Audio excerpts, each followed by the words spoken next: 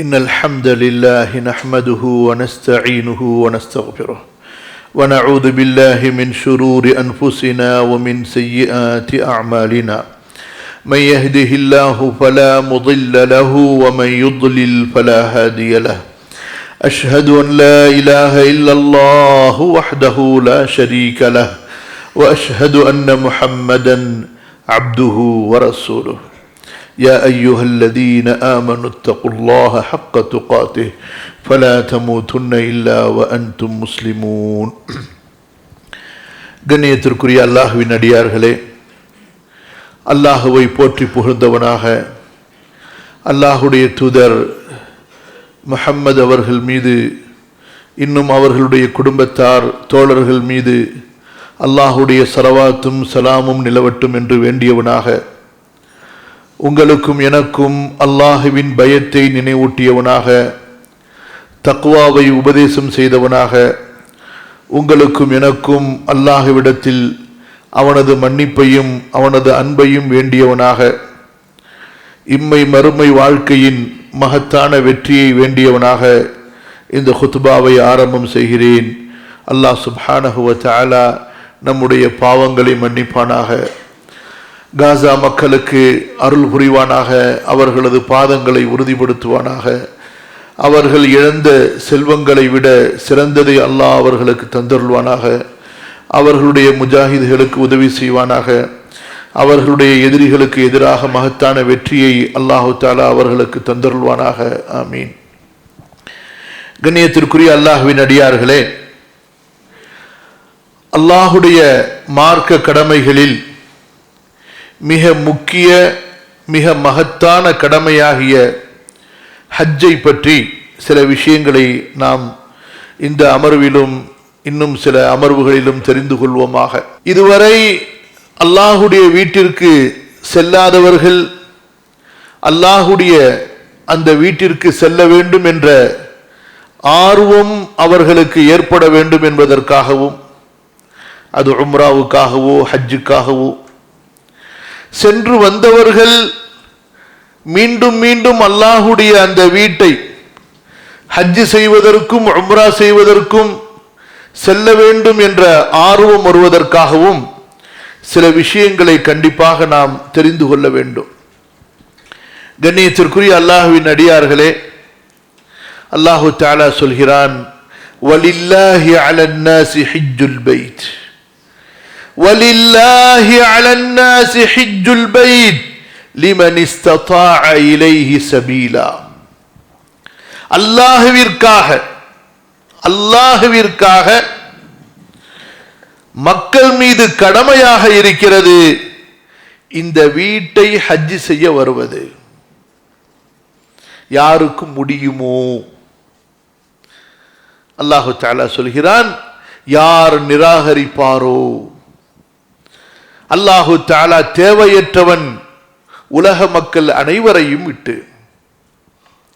அன்பானவர்களே, இந்த ஒரு வசனம் நமக்கு போதுமானது அல்லாஹுடைய வீட்டை நோக்கி நம்முடைய உள்ளங்கள் இயங்குவதற்கு. அல்லாஹுடைய அந்த பைத், அந்த ஆலயத்தை நோக்கி நாம் தொடர்ந்து நமது பயணத்தை அமைத்துக் கொள்வதற்கு இந்த ஒரு வசனம் போதுமானது. அல்லாஹு தஆலா அவனுடைய அருளினால் கருணையினால் பொருளாதார வசதி இருந்தால், உடல் தகுதி இருந்தால் அவர்கள் மீது கடமையாக்கிவிட்டு மற்றவர்கள் மீது உபரியாக அல்லாஹு தஆலா ஆக்கிவிட்டான். இது அல்லாஹுடைய அருள், அல்லாஹுடைய கருணை. அதே நேரத்தில் இந்த வீட்டை தரிசிப்பதின் மூலமாக, இந்த வீட்டை நோக்கி செல்வதின் மூலமாக, இந்த பயணத்தில் அங்கே செய்யப்படக்கூடிய அந்த இபாதத்துகளில் அல்லாஹ் சுப்ஹானஹு வ தஆலா அவனுடைய அன்பின் ஒரு முழுமையை, ஒரு எல்லையை வைத்திருக்கிறான். எந்த உள்ளங்கள் அல்லாஹுவை தேடுமோ, எந்த உள்ளங்கள் அல்லாஹுவின் பாசத்திற்காக ஏங்குமோ, எந்த உள்ளங்களுக்கு இபாதத்திலே ஒரு சுவையும் இனிமையும் இருக்குமோ, அன்பான சகோதரர்களே, அந்த உள்ளங்கள் ஒருபோதும் மௌத்து வரை இபாதத்தை கொண்டு நிரம்பி விடாது. தேடிக்கொண்டே இருக்கும், ஆசைப்பட்டு கொண்டே இருக்கும். அப்படிப்பட்ட இபாதத்துகளில் ஒன்றுதான் ஹஜ். ஹஜ் செய்து வரும்போது, உம்ரா செய்து வரும்போது மீண்டும் அங்கே செல்ல வேண்டும் என்ற அந்த ஆர்வத்தோடு அல்லாஹுவின் அடியார்கள் அங்கிருந்து திரும்புவதே அல்லாஹு தஆலாவுடைய உண்மையான அது வீடு என்பதற்குரிய அத்தாட்சிகளிலே ஒன்று.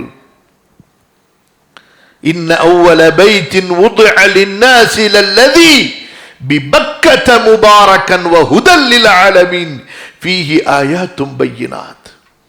கஅபத்துல்லாஹிலே, அல் மஸ்ஜிதுல் ஹராமிலே, பைத்துல்லாஹிலே மிக தெளிவான அத்தாட்சிகள் இருக்கின்றன என்று அல்லாஹ் சொல்கிறான். وَإِذْ جَعَلْنَا الْبَيْتَ مَثَابَةً لِلنَّاسِ, மக்கள் திரும்ப திரும்ப வந்து தரிசிப்பதற்கு ஆசைப்படும் ஒரு இடமாக, ஒரு இல்லமாக நாம் இந்த கஅபாவை ஆக்கி வைத்திருக்கிறோம் என்பதை நினைவு கூறுங்கள் என்று அல்லாஹ் சொல்கிறான். கண்ணியத்திற்குரிய அல்லாஹ்வின் அடியார்களே, ஈமான் என்பது அது அல்லாஹ்வுடைய அன்போடு, அல்லாஹ்வுடைய பாசத்தோடு, எப்படி அல்லாஹுவை நினைத்து ஏங்க வேண்டும். எப்படி நமக்கு பிரியமான நமது தாய், தந்தை, நமது பிள்ளை, நமது மனைவி, மனைவிக்கு கணவன் என்ற அந்த ஏக்கம் இருக்குமோ, இதை விட ஒப்பிட முடியாத, ஊமை கூற முடியாத ஒரு ஏக்கம், ஒரு அன்பு, ஒரு தேடல், ஒரு பாசம் அல்லாஹுவின் மீது ஒரு அடியானுக்கு இருக்க வேண்டும். அப்படி இருக்கிறது என்பதற்கு அடையாளம் தான் அந்த அடியான் இபாதத்தை நோக்கி விரைவது. அந்த அடியான் இபாதத்திலே ஆசைப்படுகிறான் என்றால் அவனுக்கு அல்லாஹுவின் மீது அன்பு, ஆசை இருக்கிறது என்று பொருள். ஒருவன் இபாதத்திலே சோம்பேறியாக, அலட்சியமாக, வெறுமையான உள்ளத்தோடு இருக்கிறான், இபாதத்திலே அவனுக்கு நாட்டம் இல்லை என்றால் அவனுக்கு அல்லாஹுவின் மீது ஆசை இல்லை, அன்பு இல்லை என்று பொருள்.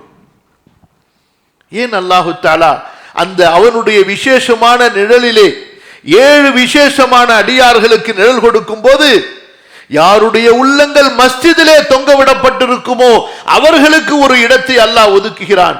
சகோதரர்களே, அவர்கள் அல்லாஹுவை தரிசிப்பதற்காக அல்லாஹ்வுடைய வீட்டுக்கு வர வேண்டும். அல்லாஹ்வுடைய வீட்டில் இருப்பது, அங்கே அல்லாஹுவை தொழுவது, அது அவர்களுடைய உள்ளத்தில் இருக்கக்கூடிய அல்லாஹுவின் அன்பின் வெளிப்பாடு. ஏன் ரமதானை எதிர்பார்க்கிறோம்?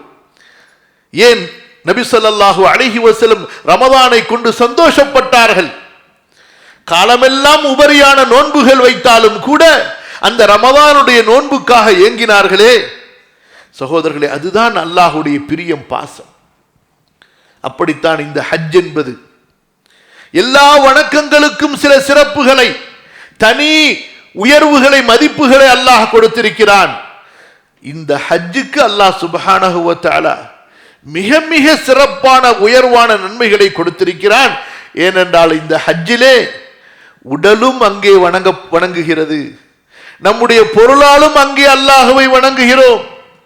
நம்முடைய வாழ்க்கையில் நாம் சிரமத்தை, ஒரு பெரிய சிரமத்தை, அசௌகரியங்களை அனைத்தையும் இந்த பயணத்திலே தாங்கிக் கொள்கிறோம். மஸ்ஜிதிற்கு வந்து தொழுவது, இதிலே சில அசௌகரியங்கள் இருக்கலாம், நோன்பிலே சில அசௌகரியங்கள் இருக்கலாம், ஜகாத்திலே, சதகாவிலே சில சிரமங்கள் இருக்கலாம். ஆனால் நீங்க இந்த எல்லா சிரமங்களையும் நீங்கள் கொஞ்சம் ஹஜ்ஜுடைய சிரமத்தோடு ஒப்பிட்டு பாருங்கள். சுப்ஹானல்லாஹ், இது ஈமானுக்கு மிகப்பெரிய ஒரு சோதனையாக இருக்கும் இந்த ஹஜ் பயணம் என்பது. ஆகவேதான் ஹஜ் செய்வதற்கு ஒரு விசேஷமான மன உறுதி, ஒரு துடிப்பு, ஒரு அதிகப்படியான ஒரு பயம் தேவை. அமீருல் முஃமினீன் உமர் இப்னுல் கத்தாப் ரலியல்லாஹு அன்ஹு, அது போன்று அலி ரலியல்லாஹு அன்ஹு இந்த ஹஜ்ஜை நமக்கு வலியுறுத்தும் போது எப்படி எச்சரித்தார்கள் தெரியுமா? யாருக்கு ஹஜ் செய்வதற்குரிய ஆற்றல் இருந்தும் ஹஜ் செய்யவில்லையோ அவர் இறந்து விட்டால் அவர் யகூதியாகத்தான் இறப்பார், நஸ்ரானியாகத்தான் இறப்பார். அந்த அளவுக்கு இது ஈமானுக்கு ஒரு சோதனை. ஹஜ்ஜை அலட்சியம் செய்வது ஒரு மனிதனை நிராகரிப்பிலே தள்ளிவிடக்கூடிய அளவுக்குண்டான ஒரு பெரும் பாவமாக குர்ஆனும் சொல்லுகிறது. நபி ஸல்லல்லாஹு அலைஹி வஸல்லம் அவர்களுடைய சஹாபாக்களும் எச்சரிக்கை செய்கிறார்கள். கண்ணியத்திற்குரியவர்களே, அல்லாஹ்வுடைய அந்த வீட்டை நோக்கி ஹஜ் செய்ய செல்வது இது ஒரு பெரிய பாக்கியம், இது ஒரு மிக சிறப்பு. அல்லாஹ்வுடைய அடியார்களாக, அல்லாஹ்வுடைய விருந்தினர்களாக அல்லாஹ்வுடைய வீட்டிற்கு உலகத்தில் உள்ள அத்தனை மஸ்ஜிதுகளுக்கும் தாயாக இருக்கக்கூடிய, உலகத்தில் உள்ள அத்தனை நகரங்களுக்கும் தாயாக இருக்கக்கூடிய எந்த நகரத்தை அல்லாஹு தஆலா தன்னோடு சேர்த்தானோ, பூமி அல்லாஹ்வுடைய பூமி, அதில் ஒரு ஊரை இது என்னுடைய ஊர் என்று அல்லாஹ் சேர்த்தான். எல்லா மஸ்ஜிதுகளும் அல்லாஹ்வுடைய மஸ்ஜித், அதில் ஒரு வீட்டை என்னுடைய வீடு, ஃபல்யஅபுது ரப்ப ஹாதல் பைத், இந்த வீட்டுடைய இறைவனை வணங்கட்டும் என்று இந்த வீட்டோடு அல்லாஹ் தன்னை சேர்த்து தன்னுடைய மகத்துவத்தை நிலைநிறுத்துகிறான் என்றால், அன்பான சகோதரர்களே, இது எவ்வளவு ஒரு உன்னதமான பயணமாக இருக்கும் யோசித்து பாருங்கள். ரசூலுல்லாஹ் ஸல்லல்லாஹு அலைஹி வஸல்லம் மக்காவிலிருந்து விரட்டப்பட்டார்கள், ஏங்கிக் கொண்டிருந்தார்கள். அந்த வீட்டிற்கு திரும்ப செல்ல வேண்டும் என்று கனவிலே காட்டப்பட்டது. ஆசை தாங்க முடியவில்லை. சஹாபாக்களுக்கு அறிவிப்பு செய்தார்கள். 1400 தோழர்கள் உடனடியாக தயாராகிவிட்டார்கள். அல்லாஹ்வுடைய தூதர் ஸல்லல்லாஹு அலைஹி வஸல்லமுடைய தலைமையிலே உம்ராவை நிறைவேற்றுவதற்கு. உலகத்திலேயே சிறந்த, உலகத்திலேயே மிக உயர்வான ஒரு உம்ரா குழு, ஒரு தலைமை, ஒரு சிறந்த உயர்ந்த தலைமையிலே ஒரு உம்ரா குழு சென்றிருக்கும் என்றால் அது ரசூலுல்லாஹ் ஸல்லல்லாஹு அலைஹி வஸல்லம் தலைமை தாங்கிய அந்த உம்ராவுடைய குழு எவ்வளவு சிறந்த பயணமாக இருந்திருக்கும். அல்லாஹ்வுடைய தூதர் வழிகாட்ட அதிலே அபூபக்கரும் உமரும் உஸ்மானும் அலியும் இருக்க ரலியல்லாஹு அன்ஹும் ஜமீஅன், எவ்வளவு உன்னதமான ஒரு ஆன்மீகமான பயணமாக இருந்திருக்கும். எவ்வளவு தேடலோடு சென்றிருப்பார்கள். ஆனால் தடுக்கப்பட்டார்கள் ஹுதைபியாவிலே. ஏக்கம் தாங்க முடியவில்லை. மௌத்து வரை போர் செய்வதற்கு பையச் செய்து கொடுத்து விட்டார்கள். அல்லாஹ்வுடைய வீட்டை தரிசிக்காமல் திரும்புவதா? இஹ்ராமை கழட்ட மனமில்லை, மொட்டை அடிக்க மனமில்லை, கொண்டு வந்த குர்பானிகளை அறுக்க மனமில்லை. அவ்வளவு துடிக்கிறார்கள் தோழர்கள். அல்லாஹ்வுடைய சோதனை, நபியின் கட்டளை, நபிக்கு கீழ்ப்படிவதுதான் மார்க்கம். திரும்பிவிட்டார்கள். அடுத்த ஆண்டு உம்ராவுக்கு வருகிறார்கள். பிறகு ரசூலுல்லாஹ் ஸல்லல்லாஹு அலைஹி வஸல்லம் மக்கா வெற்றிக்கு வருகிறார்கள். அப்போது உம்ரா செய்கிறார்கள். அரபுகளுடைய வழக்கம், அவர்கள் மாதங்களை முற்படுத்துவார்கள், பிற்படுத்துவார்கள். அல்லாஹ்வுடைய தூதர் ஸல்லல்லாஹு அலைஹி வஸல்லம் எதிர்பார்த்து கொண்டிருந்தார்கள் ஒவ்வொரு மாதமும் அதற்கு அல்லாஹ் நிர்ணயித்த அந்த தவணையிலே வருவதற்கு. அதனால் ஹிஜ்ரி 8ஆம் ஆண்டு அல்லாஹ்வுடைய தூதர் ஸல்லல்லாஹு அலைஹி வஸல்லம் ஹஜ்ஜுக்கு செல்லவில்லை. முதலாவதாக அபூபக்கரை அனுப்பி வைத்து இனிமேல் அப்படி செய்யக்கூடாது என்று சொன்னார்கள். அடுத்த ஆண்டு அல்லாஹ்வுடைய தூதர் ஸல்லல்லாஹு அலைஹி வஸல்லம் ஹஜ் செய்தார்கள். எதிர்பார்த்து கொண்டிருந்தார்கள் ஹஜ்ஜை அல்லாஹ்வுடைய தூதர் ஸல்லல்லாஹு அலைஹி வஸல்லம். கலீஃபா அபூபக்கர் சித்தீக் ரலியல்லாஹு அன்ஹு அவர்களுடைய 2 ஆண்டுகள் குழப்பங்கள் நிறைந்த காலம். எங்கு பார்த்தாலும் சண்டை. இஸ்லாமை ஏற்றவர்களிலே கிராமத்து அரபிகள் இஸ்லாமை புறக்கணித்து திரும்ப ஓடிவிட்டார்கள். ஜக்காத்தை மறுத்த கூட்டம். இப்படியாக பல யுத்தங்களை அந்த சில ஆண்டுகளிலே, ஓரிரு ஆண்டுகளிலே சந்தித்து இஸ்லாமிய கிலாஃபத்தை நிலைநிறுத்தக்கூடிய அந்த கட்டாயத்திலே இருந்தார்கள். நிலைநிறுத்த வேண்டிய கட்டாயத்தில் இருந்தார்கள். அவர்களால் ஹஜ் செய்ய முடியவில்லை. ஆனால் கலீஃபா உமருல் ஃபாரூக் ரலியல்லாஹு அன்ஹு 10 ஆண்டுகள் அவர்கள் ஆட்சி செலுத்தினார்கள். முதலாம் ஆண்டை தவிர, இறுதியாக அவர்கள் கொல்லப்பட்ட அந்த ஆண்டை தவிர, அந்த ஆண்டு அவர்கள் செல்ல வேண்டியது கொல்லப்பட்டு விட்டார்கள். மீதம் 9 ஆண்டுகளும் அல்லது 8 ஆண்டுகளும் கலீஃபா உமர் ரலியல்லாஹு அன்ஹு தொடர்ந்து ஹஜ் செய்து கொண்டே இருந்தார்கள். யோசித்து பாருங்கள், இன்று இவ்வளவு வசதி நிஅமத்துகள் எல்லாம் கொடுக்கப்பட்டு மிக சுகமான ஹஜ்ஜாக இருந்தும் கூட சில செல்வந்தர்களை பார்க்கிறோம்.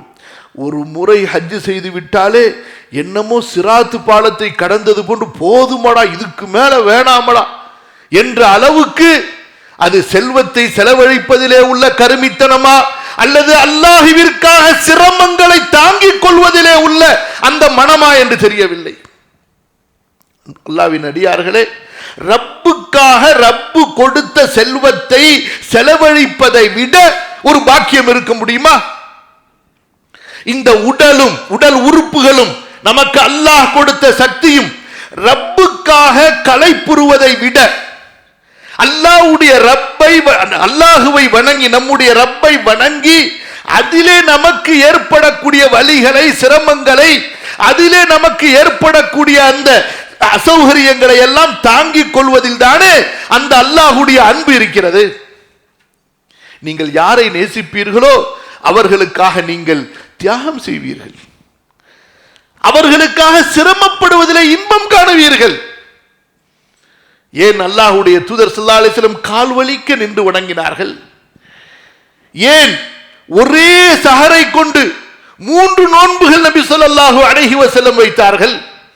சஹாபாக்களும் வைத்தார்கள். வேண்டாம், உங்களால் முடியாது என்று தடுத்து விட்டார்கள். சகோதரர்களே, அல்லாஹ்வுடைய முஹப்பத் என்பது அடியானுடைய உள்ளத்திலே அப்படி இருக்க வேண்டும். அடுத்து நடுத்தர மக்கள், இவர்களை பொறுத்தவரை இவர்களுடைய முட்டாள்தனம், இவர்களுடைய மடமை எப்படி என்று சொன்னால், மொத்தமாக காசு கொட்டும் அதை வைத்து ஹஜ் செய்யலாம் என்று நினைத்துக் கொண்டிருக்கிறார்கள். எப்படி? மொத்தமாக காசு பல்கா வரட்டும், நான் ஹஜ்ஜுக்கு போவேன், எங்கள்கிட்ட அந்த அளவு காசு இல்லையே என்று. இது நடுத்தர வர்க்கம், அவர்களுக்கு கீழே உள்ளவர்கள், இவர்களுடைய அறியாமை, முட்டாள்தனம். அன்பானவர்களே, நம்முடைய தமிழ்நாட்டு கலாச்சாரத்திலே பாருங்கள், யாருக்காவது பெண் குழந்தை பிறந்து விட்டால் என்ன செய்கிறார்கள்? அந்த பெண் குழந்தையை கரை சேர்ப்பதற்காகவே அது பிறந்த அன்னையிலிருந்து என் வயிற்றில் இருக்கிறது தெரிஞ்சிட்டாலே போதும், அதுக்காக வேண்டி சேர்க்க ஆரம்பித்து விடுறீர்கள் இல்லையா? போதாது, பத்தாது, இன்னும் சேர்த்துக்கும். பொம்பளை புள்ள இருக்க, பொம்பளை புள்ள இருக்குன்னு சொல்லிட்டு அது ஹயாத்தா பிறகுமா பிறக்காதா, பிறந்தா ஹயாத்தா இருக்குமா இருக்காதா, கல்யாணம் நடக்குமா நடக்க, எல்லாம் அல்லாஹ்வுடைய இல்முல இருக்கு இல்லையா? யோசித்து பாருங்கள், நம்முடைய மனநிலையை பாருங்கள். எதை அல்லாஹ் கடமையாக்கவில்லையோ, பொம்பளை பிள்ளைக்கு நகை போட்டு சீர்வரிசை செஞ்சு இவ்வளவு ஆடம்பரமா கல்யாணம் பண்ணி வைக்கிறது, இது ஃபர்தா, வாஜிபா, சுன்னத்தா? ஒரு மகள் அவள் பருவ வயதை அடைந்து விட்டால், அவளுக்குரிய மணமகன் கிடைத்து விட்டால் திருமணம் முடித்து வைப்பது கட்டாயம். திருமணம் முடிக்கக்கூடிய மணமகன் தான் இஸ்லாமிலே மகர் கொடுத்து அந்த மகரை பெண்ணுடைய தகப்பனாரை வாங்கி அந்த பெண்ணுக்கு தேவையானதை செய்து கொடுத்து அனுப்ப வேண்டுமே தவிர, இஸ்லாமிலே பெண் பிள்ளை பெற்றுவிட்டால் அவளுக்காக செல்வத்தை சேர்க்க வேண்டும் என்று எங்குமே நீங்கள் பார்க்க முடியாது. இப்படிப்பட்ட ஒரு நிலை இருக்க பொம்பளை பிள்ளைங்க பேரை சொல்லியே சொத்து சேர்ப்பாங்க. அன்பான சகோதரர்களே, சரி இப்படி வையுங்கள், அல்லாஹ் நம் மீது கடமையாக்கவில்லை, ஃபர்தாக்கவில்லை. இருந்தாலும் மூமின்களாகிய நமக்கு எத்தனையோ செலவுகளை செய்கிறோமே.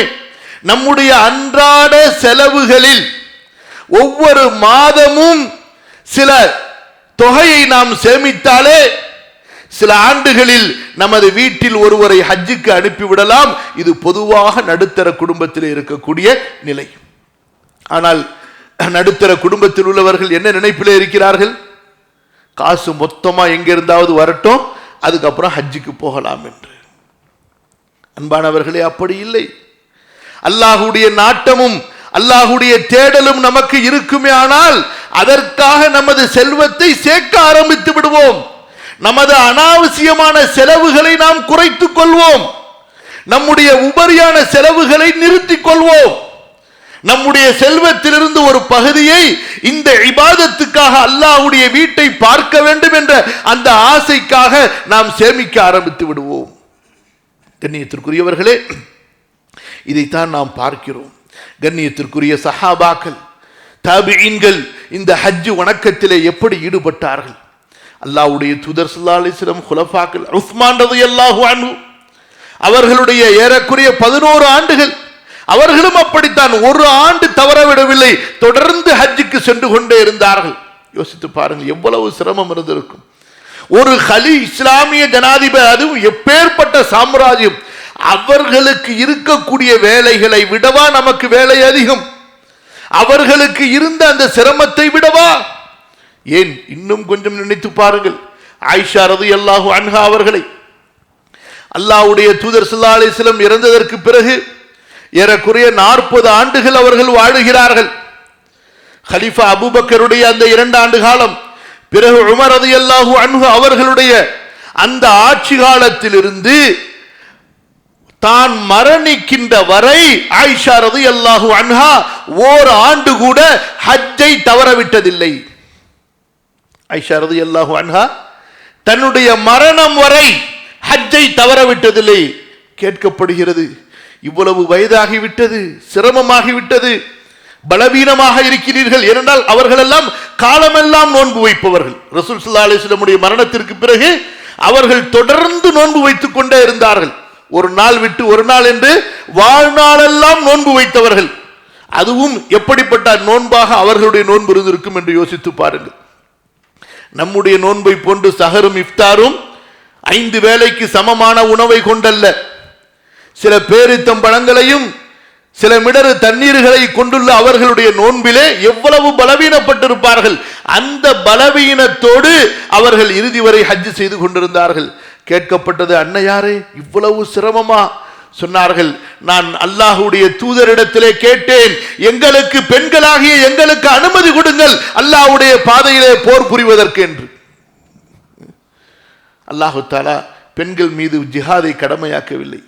ஆனால் ஜிஹாதினுடைய சிறப்பை உணர்ந்த சஹாபிய பெண்கள் அல்லாஹ்வுடைய பாதையிலே போர் செய்வதற்கு எங்களுக்கும் நீங்கள் உத்தரவு கொடுக்க வேண்டும் என்று கேட்டார்கள்.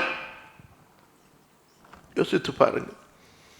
இன்னொரு சம்பவத்தை நினைவு கூறுவோம். ரசூலுல்லாஹ் ஸல்லல்லாஹு அலைஹி வஸல்லம் படுத்திருக்கிறார்கள் உம்மு ஹிராமுடைய வீட்டிலே. சிரித்தவர்களாக எழுகிறார்கள். உம்மு ஹிராம் கேட்கிறார்கள், அல்லாஹ்வுடைய தூதரே, சிரிக்கிறீர்களே, என்ன பார்த்தீர்கள்? சொன்னார்கள், எனது உம்மத் கடலிலே பயணம் செய்கிறார்கள், கட்டில்களிலே மன்னர்கள் உட்கார்ந்திருப்பது போன்று அல்லாஹ்வுடைய பாதையிலே முஜாஹிதுகளாக அவர்கள் செல்வதை பார்த்தேன், சந்தோஷப்பட்டு சிரித்தேன் என்று. உடனே உம்மு ஹிராம் சொன்னார்கள், அல்லாஹ்வுடைய தூதரே, அந்த முஜாஹிதுகளில் நானும் இருக்க வேண்டும் என்று அல்லாஹ்விடத்திலே துஆ செய்யுங்கள். அல்லாஹ்வுடைய தூதர், நீயும் அந்த படையிலே இருப்பாய் என்று துஆ செய்தார்கள். பிறகு தூங்கி எழுந்தார்கள். பிறகு சிரித்தார்கள். அல்லாஹ்வுடைய தூதரே, இப்போது ஏன் சிரிக்கிறீர்கள் என்று கேட்டார்கள். மீண்டும் அப்படிப்பட்ட ஒரு கனவை பார்த்தேன் என்று சொன்னார்கள். அப்படியா அல்லாஹ்வின் தூதரே, இந்த படையிலும் நான் இருக்க வேண்டும் என்று அல்லாஹ்விடத்திலே துஆ செய்யுங்கள் என்று சொன்னார்கள். ரசூல் ஸல்லல்லாஹு அலைஹி வஸல்லம் சொன்னார்கள், நீங்கள் முந்திய படையை சேர்ந்தவர்கள் என்று.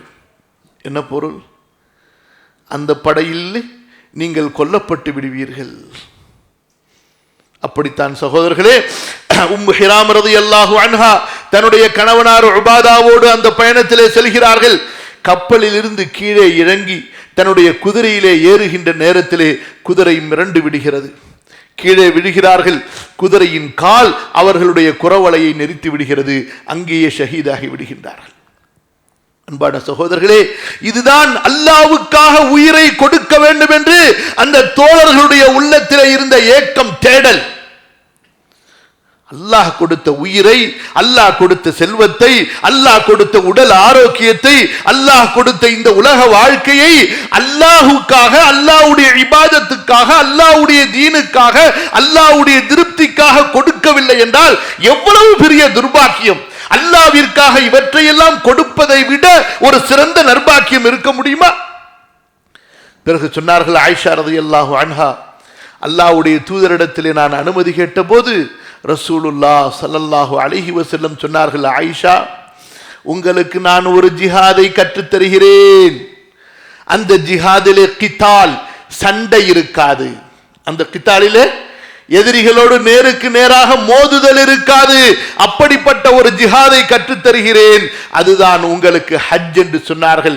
இந்த ஹதீஸை நேரடியாக ரசூலுல்லாஹ் ஸல்லல்லாஹு அலைஹி வஸல்லம் அவர்களிடமிருந்து நான் கேட்டதற்கு பிறகு இந்த ஹஜ்ஜை நான் விடுவேனா என்று கேட்டார்கள். கண்ணியத்திற்குரியவர்களே, இதுதான் அந்த கண்ணியத்திற்குரிய சஹாபாக்கள் ஹஜ் வணக்கத்தின் மீது அவர்களுக்கு இருந்த ஆசை. அப்துல்லாஹ் இப்னு மஸ்ஊத் ரலியல்லாஹு அன்ஹு சொல்கின்றார்கள், இரண்டே இரண்டு அந்த ஹஜ் வணக்கம், ஹஜ்ஜோ உம்ராவு, அந்த இரண்டிலே எனது முடிகள் எல்லாம் பரட்டையாக களைப்போடு நான் செய்யக்கூடிய அந்த ஹஜ் எனக்கு கிடைத்து விட்டால் இந்த உலகத்தை விட எனக்கு எல்லாவற்றையும் விட அதுதான் எனக்கு பிரியமானது. அபு மூசா அஷ்அரி ரலியல்லாஹு அன்ஹு அவர்களிடத்திலே ஒருவர் கேட்கிறார், நான் ஹஜ் செய்வதற்காக ரொம்ப சிரமம் எடுத்துக்கொண்டு ஹஜ் செய்து கொண்டிருந்தேன், தொடர்ந்து ஹஜ் செய்து கொண்டிருந்தேன்.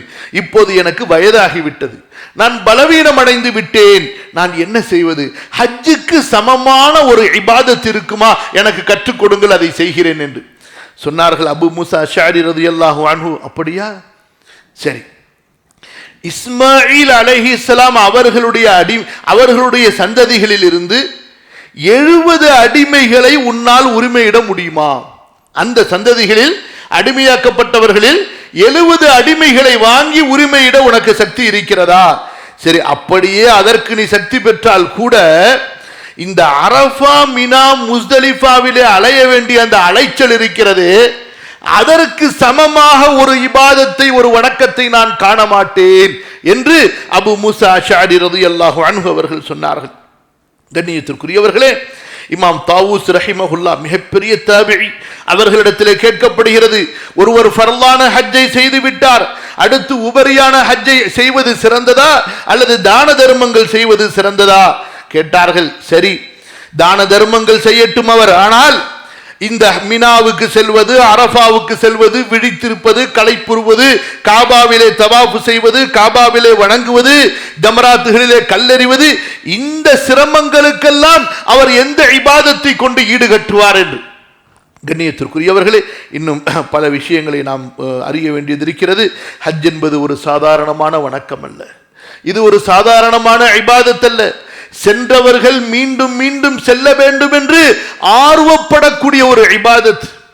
செல்லாதவர்கள் எப்படியாக எனது செல்வத்திலே முதலாவதாக நான் அல்லாஹ்வுடைய வீட்டிற்கு செல்வது, உம்ராவுக்கும் ஹஜ்ஜுக்கும் என்று தனது செல்வத்தை சேமிப்பது, தன்னிடத்தில் இருக்கக்கூடிய உபரியான சொத்துக்களை விற்பது, உபரியான செல்வங்களை இதற்காக செலவு செய்து தன்னுடைய அதாவது வாழ்க்கையினுடைய ஒரு லட்சியமாக, ஒரு குறிக்கோளாக இதை ஆக்குவது நமக்கு மிக முக்கியமான ஒன்று. காரணம் அவ்வளவு சிறப்பிற்குரியது, அல்லாஹ்விடத்தில் அவ்வளவு விருப்பமானது என்பதை நாம் புரிந்து கொள்ள வேண்டும். அல்லாஹ் சுப்ஹானஹு வ தஆலா நம் அனைவருக்கும் ஹஜ்ஜுடைய பாக்கியத்தை தந்தருள்வானாக, உம்ராவுடைய பாக்கியத்தை தந்தருள்வானாக. நம்முடைய ஹஜ் உம்ராவை அல்லாஹு தஆலா ஏற்றுக்கொள்வானாக. இஹ்லாஸோடு, மன தூய்மையோடு, அல்லாஹுடைய அன்போடு ஈமானை அதிகப்படுத்துவதற்காக, அல்லாஹுடைய முஹப்பத்தை, பயத்தை, தக்வாவை அதிகப்படுத்துவதற்காக நம்முடைய ஹஜ் உம்ராக்களை அல்லாஹ் ஆக்கி அருள்வானாக. அஸ்தக்ஃபிருல்லாஹல் அஸீம் லி வ லக்கும் ஃபஸ்தக்ஃபிருஹு இன்னஹு ஹுவல் கஃபூருர் ரஹீம்.